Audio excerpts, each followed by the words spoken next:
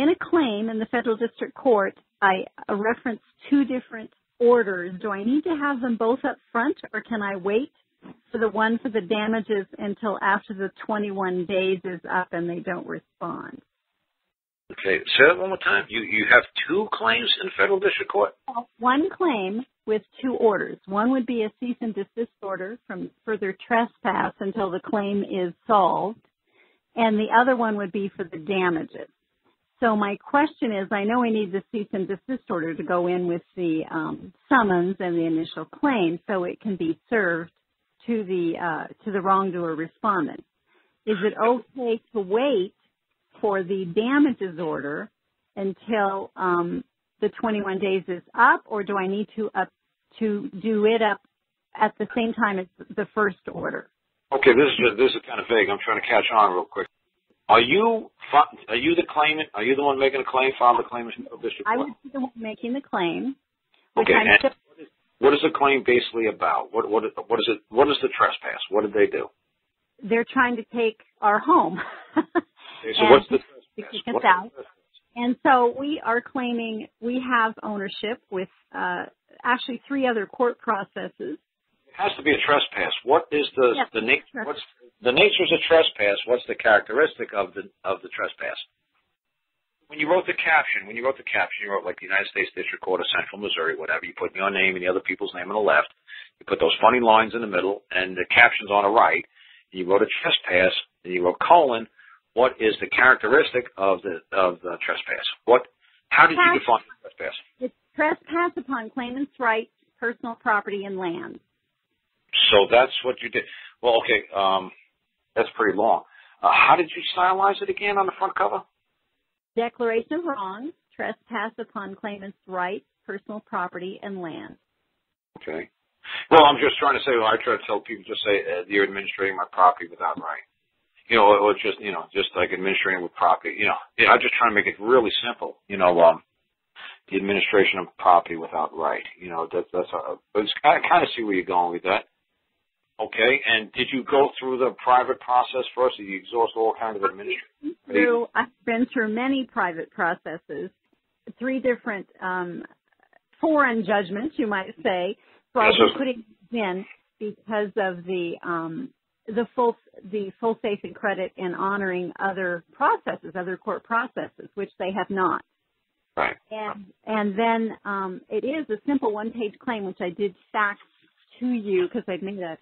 What I'm saying is, where did they get the judgment to take your land property, this long title thing that they did to you? What was this title land, whatever you said? Where did they get the judgment that they gives them the capacity now to move on your land and take your land? Where did they get it?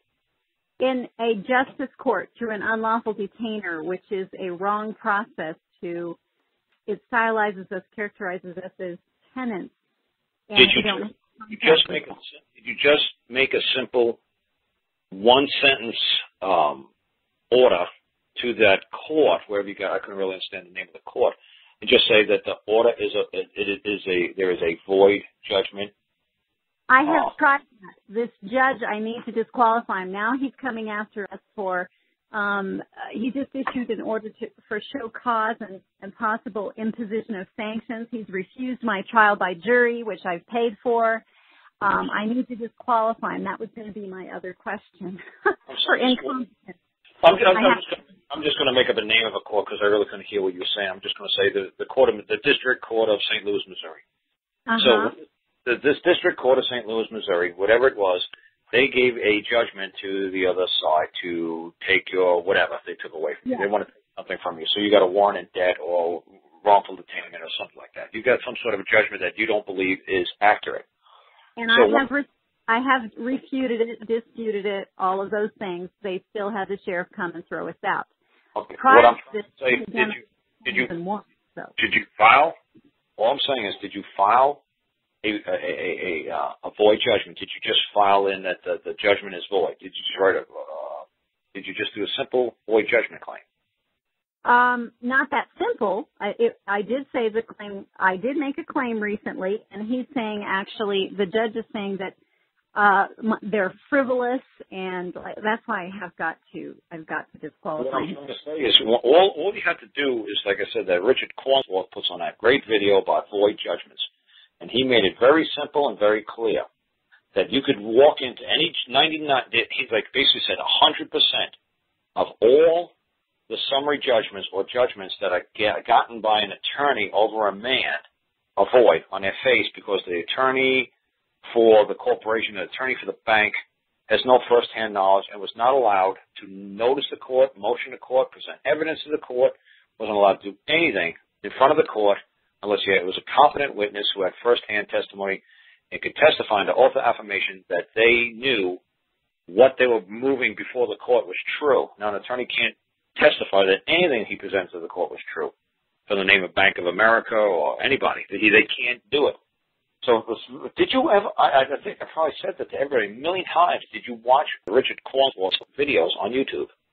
No, I did not. Have to watch those. I think it's on the second video.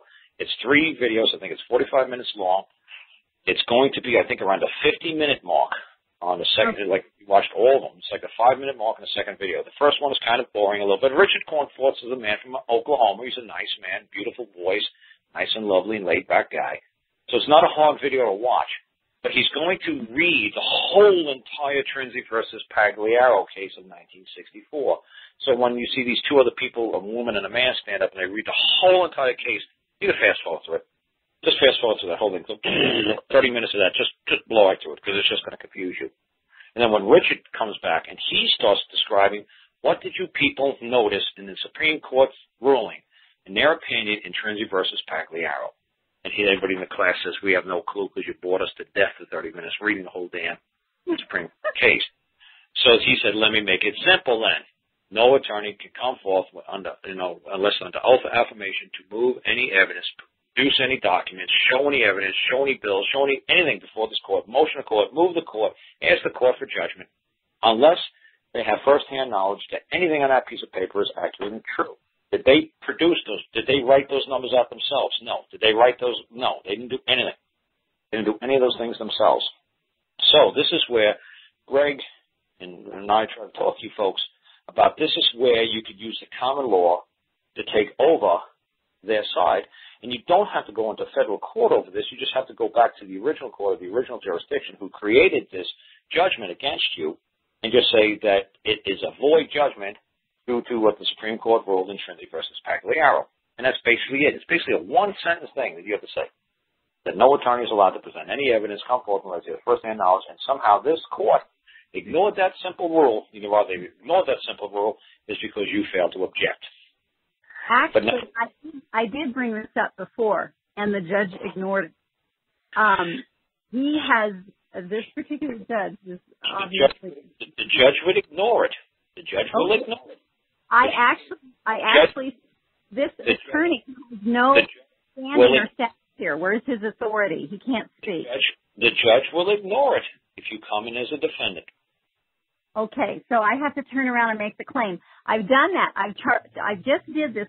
I did a claim in that court this last week, and he's trying to put it back over on the dead court side as opposed to the common law side because I've asked for the trial by jury, I've paid for it, and he's essentially refusing it. You don't need a trial by jury to move a void judgment before the court. You just have to basically say that you moved an error, and if you don't remove this error, it's going to cause me harm, financial loss, damages, and you're going to be held liable because I am throwing your own law back into your face, into your court. Now, Judge, it's a hot potato. What are you going to do with this? Now the law is brought into your attention. Are you going to ignore the simple law? Are you going to ignore the simple facts? Are you just going to throw it all out and just make believe it didn't exist? Well, like I said to you folks, you've got to be careful because when you're dealing with a mortgage company or a credit card company like that, you've already established the law in that contract. So you can try to use it Trinsey versus Pagliaro, but the judge will say, no. The rules of the law are established in that contract between you and the credit card company. You reduced your status to act as a pro se. So you're on the level of the attorney for the credit card company, you're all on the same equal playing field right now. No, so I didn't reduce my status to pro se, but no, because I'm. They might not have thought you did a status of pro se, but I bet that this whole entire time, when they got the judgment against you, you were always coming in as a defendant. That is correct. But now I've turned around and made the claim, and he's saying these are frivolous, and he's doing this order for show cause and possible imposition of sanctions. What I'm saying is because, like I said, my whole entire lawsuit was shorter than your opening trespass. Okay. My whole lawsuit is like, I claim the wrongdoers do a trespass upon my property. That's it. I'm done. That's my lawsuit. And I'm done. Your opening, just the opening document on the cover was longer than my whole entire lawsuit. Like if you listen to the lady from Canada when I said when the state took province took her children, I just said I, the filly name, his name was Jessica something. I claim the trespassers do a trespass against my property, upon my property, and that was it. The other side knows what they did wrong. They know that they took the children. They know why they're engaged with Jessica. They know why Jessica is talking to them. It has something to do with children. The bank knows why you're suing them because it has something to do with land or property or something. You don't have to put all this nonsense into your claims and your complaints and your lawsuits. You just say, I claim that Capital One do trespass upon my person. That's your whole entire lawsuit.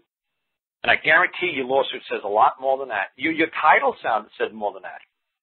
Because anything else other than that is frivolous. Nobody needs to hear any of this other nonsense in there. If you want to attach everything else as an exhibit, you just go right ahead and put 9,000 pages of an exhibit in. That's fine. But your lawsuit, your claim better be like one sentence long. That's all they want to see. Everything else is frivolous. You want to make everything else an exhibit? Lovely. But they're not going to take 30 pages, 90 pages, 900 pages of a lawsuit. They're not going to do it. I do 2-page stuff, so I don't do long stuff. I guarantee it's just more than one sentence. It's one sentence more too long. It's too long. There's no reason to make it more than one sentence. Are you claiming they did you wrong? Yes. That's all you need to say. Everything else attached to an exhibit. And keep it in the lower justice court. Don't take it to the federal district. Just take it back to the court of original jurisdiction. Say that judgment is void. It's a void judgment. It's not the judgment is void. It's a void judgment. A void judgment is different than a judgment is void.